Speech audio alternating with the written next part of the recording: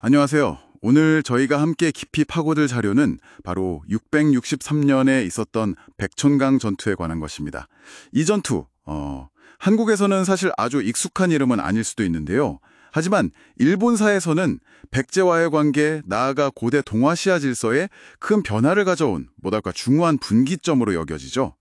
오늘 살펴볼 자료는 바로 이 전투가 가지는 좀 더 광범위한 의미를 다루고 있습니다. 네, 맞습니다. 보내주신 자료를 보니까 이 백촌강 전투를 단순히 한 번의 해전, 군사적 충돌, 그 이상으로 분석하고 있더라고요. 특히 3기능 체계라는 관점을 제시하는 게 흥미로웠어요. 이걸 통해서 동아시아 전체의 질서가 어떻게 재편되었는지를 설명하고 있죠. 아, 3기능 체계요? 그게 정확히 어떤 개념인가요? 자료에서는 어떻게 설명하고 있죠? 네, 그 자료에 따르면요.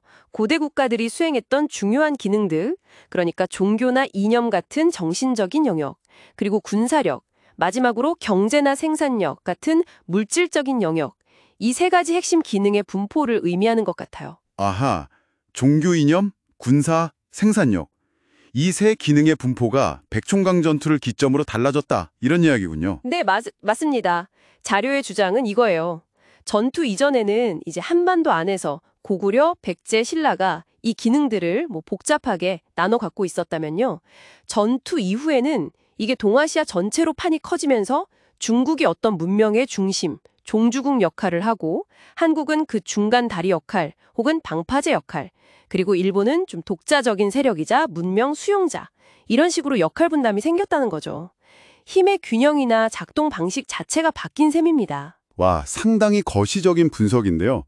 그 3기능 체계의 변화 말고 또 주목할 만한 분석이 있었나요? 아, 역사인식 변화 이야기도 있었죠? 네네, 그것도 흥미로운 지점이었어요. 자료에 따르면 이 전투 이후로 동아시아 세계관 자체가 좀 변했다는 건데요.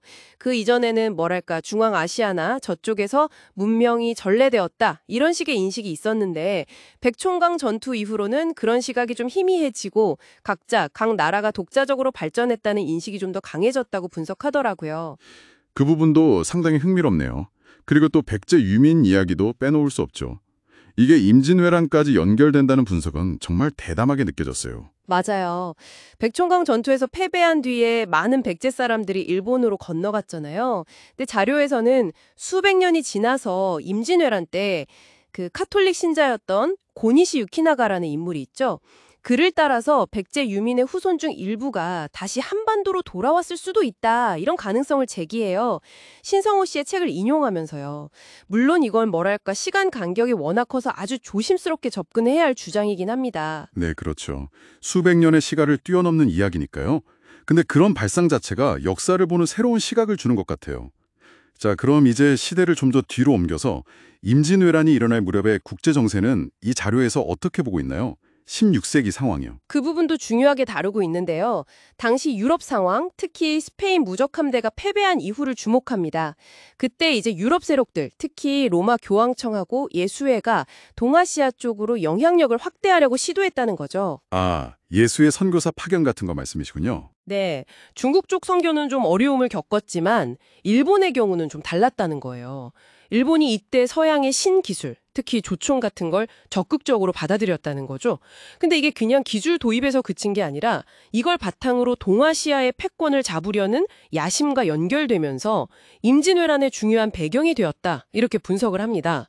관련 기록이 로마 교황청에도 남아있다는 언급도 있고요. 그러니까 백촌강 전투 이후에 재편된 동아시아 질서, 그리고 백제 유민의 이동, 또 시간이 흘러 16세기 유럽 세력의 동쪽 진출과 일본의 기술 수용 및 야심, 이런 것들이 복합적으로 작용해서 임진왜란으로 이어졌다는 흐름이군요. 네, 그렇죠.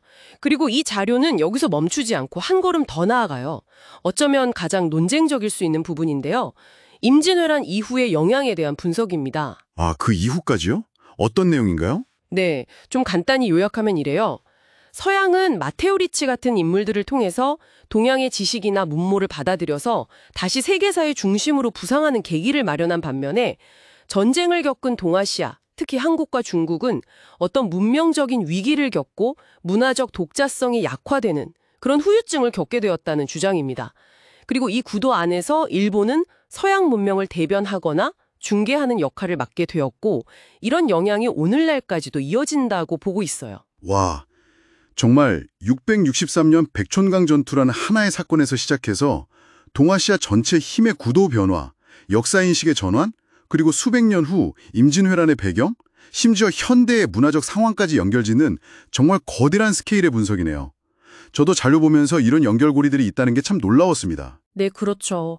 이 자료가 제시하는 해석은 우리가 흔히 알고 있는 역사의 단편적인 모습들을 좀 다르게 연결해 보도록 유도하는 것 같아요.